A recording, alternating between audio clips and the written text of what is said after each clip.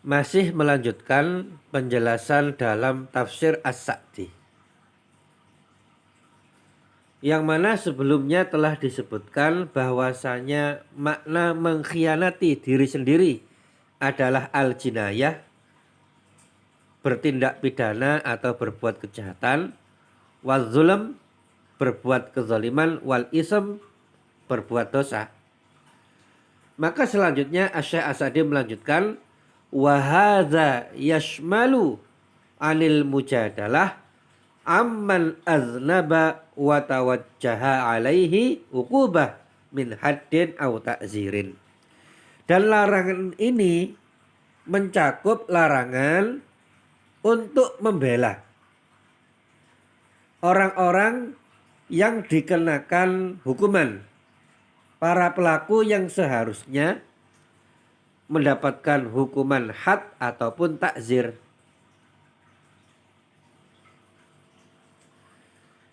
Jadi di dalam Islam itu kan ada yang namanya hukum had. Misalkan saja seseorang yang sudah benar-benar terbukti melakukan pencurian dengan nilai yang sudah mencapai nisab. Maka apabila hukum Islam tegak, maka pemerintah yang sah melakukan hukum potong tangan.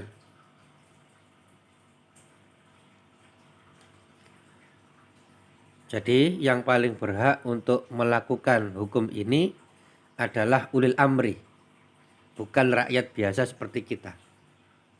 Nah, ketika pelaku itu sudah benar-benar terbukti, maka tidak boleh dibela dalam rangka ingin membebaskannya dari hukuman yang telah ditetapkan oleh Allah Subhanahu wa taala.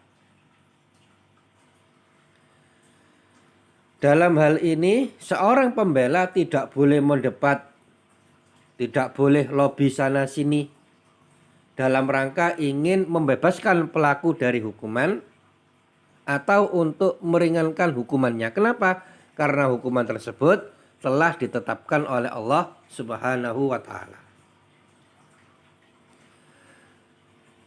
Dan sekaligus dalam ayat yang mulia ini terdapat peringatan yang sangat keras kepada orang-orang yang membela satu pihak dalam pengadilan.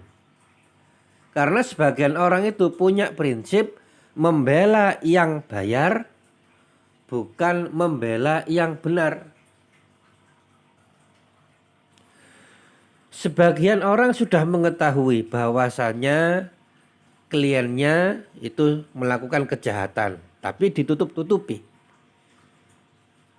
Sebagian orang sudah tahu bahwasannya kliennya itu melakukan kejahatan, bahkan sudah nampak, ya, sudah terbuka di masyarakat, masyarakat sudah tahu, tapi tetap dia bela. Dia berusaha membabi buta agar kliennya ini dibebaskan dari hukuman yang seharusnya, atau mungkin untuk mengurangi, meringankan hukuman dari hukuman yang seharusnya. Dan perbuatan seperti ini itu termasuk perbuatan tolong-menolong dalam perbuatan dosa. Seharusnya kalau sudah tahu salah satu pihak itu berbuat kejahatan, tindak pidana, harusnya disadarkan, diberi peringatan, atau bahkan diberi hukuman biar tidak mengulangi, bukan malah dibela membabi buta sehingga dia semakin termotivasi untuk melakukan kejahatan yang lainnya.